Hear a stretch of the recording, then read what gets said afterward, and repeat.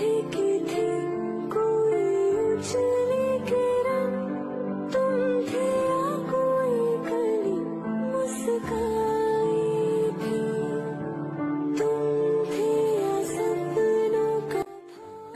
আলাইকুম ভিউয়ার্স, কেমন আছেন সবাই? আলহামদুলিল্লাহ আমরা ভালো আছি। আশা করছি আপনারাও ভালো আছেন। ছাদ বাগানের আরও একটি নতুন ভিডিও নিয়ে আসলাম। সবাইকে নতুন ভিডিওতে স্বাগত জানাচ্ছি। ভিউয়ার্স, স্ক্রিনে দেখতে পাচ্ছেন আমার আম্মু লাল লাল পুঁই কাটছে। হ্যাঁ ভিউয়ার্স, এই বেডটি সম্পূর্ণই পুঁই শাকে ভরে গিয়েছে মাশাআল্লাহ। এই পুঁই শাকগুলো এত চমৎকার লাগে দেখতে। সাদা পুঁইয়ের অস্তিত্ব আমাদের ছাদ বাগান থেকে এখন বিলীন বলা চলে, যদিও একটা সময় সাদা পুঁই এবং লাল পুঁই দুইটাই আমাদের ছিল। তো ছাদ বাগানে এখন শুধু আমাদের লাল পুঁই রয়েছে।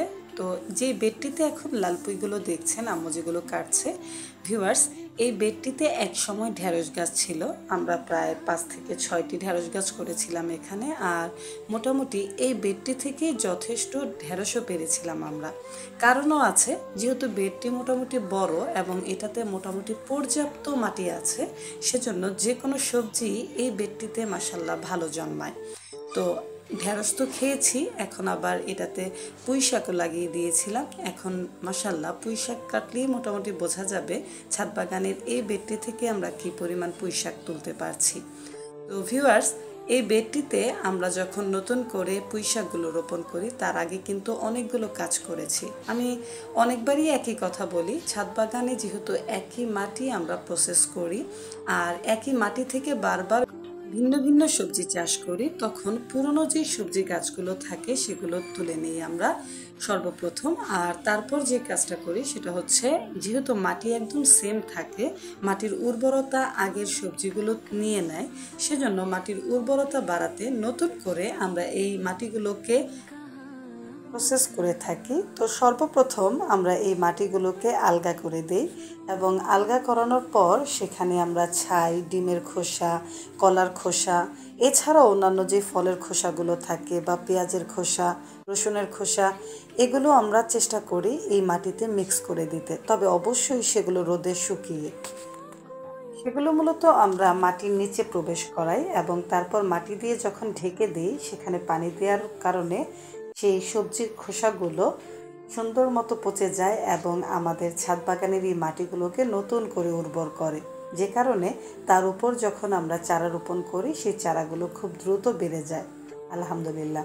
তো ভিউয়ার্স, পুঁই শাকের যে গ্রোথ সেটা দেখেই মোটামুটি আপনারা বুঝতে পারছেন, যেমন আগাগুলো লম্বা লম্বা হয়েছে আর আমার আম্মু কাটছে, প্রত্যেকটি পাতা কিন্তু তাজা দেখাচ্ছে। এটার কারণ হচ্ছে আমি ছাদ বাগানে নিয়মিত পানি দিই। ছাদ বাগানে যদি নিয়ম করে পানি না দেওয়া হয় তাহলে কিন্তু গাছের যে পরিপক্কতা সেটাও আসবে না, আবার গাছের গ্রোথও ভালো হবে না। আরও একটা বিষয়, গাছ কিন্তু অনেক বেশি বিমর্ষ দেখাবে। তো ছাদ বাগানের গাছ কতটা তাজা দেখাবে সেটা নির্ভর করে আপনি কি পরিমাণ পানি সেখানে দিচ্ছেন। অতিরিক্ত পানি যেমন সবজির জন্য ভালো না, সেক্ষেত্রে গোড়া পচে যায়। আবার আপনি যদি পানি একদম নাই দেন, সেক্ষেত্রে আপনার গাছ বিমর্ষ থাকবে। সেজন্য গাছ লাগানোর পর অবশ্যই মাথায় রাখতে হবে সেখানে কি পরিমাণ পানি দিতে হবে, কি পরিমাণ সবজি পচা দিতে হবে। কোনো কিছুই কিন্তু মাত্রা অতিরিক্ত ভালো না। তো বরাবরের মতোই আমাদের ছাদ বাগানে কিন্তু পুঁই শাক অনেক বেশি ভালো হয়। এখনও যে পুঁই শাকগুলো কাটলো আম্মু, আলহামদুলিল্লাহ ঝুড়িটি কিন্তু মোটামুটি ভরে গেছে। এই পুঁই শাকগুলো কেউ শাক রান্না করে খেতে পছন্দ করে, কেউ আবার চিংড়ি মাছ দিয়ে। আমাদের ঘরের সবাই মোটামুটি চিংড়ি মাছ দিয়ে রান্না করলে বেশি পছন্দ করে।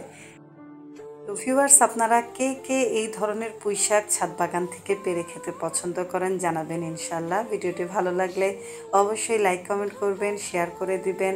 যারা যারা আমার চ্যানেলের নতুন দর্শক, যারা এখন পর্যন্ত আমার চ্যানেলটির ভিডিও দেখেন কিন্তু সাবস্ক্রাইব করেননি, তাদের কাছে একটা রিকোয়েস্ট থাকবে, প্লিজ আমাকে সাপোর্ট করবেন। আমি চমৎকার চমৎকার ভিডিও দেওয়ার চেষ্টা করব ছাদ বাগান থেকে, ছাদের যে কৃষি, ছোট ছোট যে আমাদের চাষাবাদ, সেগুলো শেয়ার করতে। সত্যি বলতে প্র্যাকটিক্যালি চাষ করার মাধ্যমে যেই অভিজ্ঞতাগুলো আমার হয়, আমি মূলত সেগুলোই আপনাদের সাথে শেয়ার করার চেষ্টা করি। কেমন লাগলো ভিউয়ার্স আজকের ভিডিওটি অবশ্যই সবাই জানাবেন ইনশাল্লাহ। ভিডিওটি ভালো লাগলে লাইক কমেন্ট করবেন, শেয়ার করবেন। ভালো থাকবেন সবাই। আজ এ পর্যন্তই। আল্লাহ হাফেজ।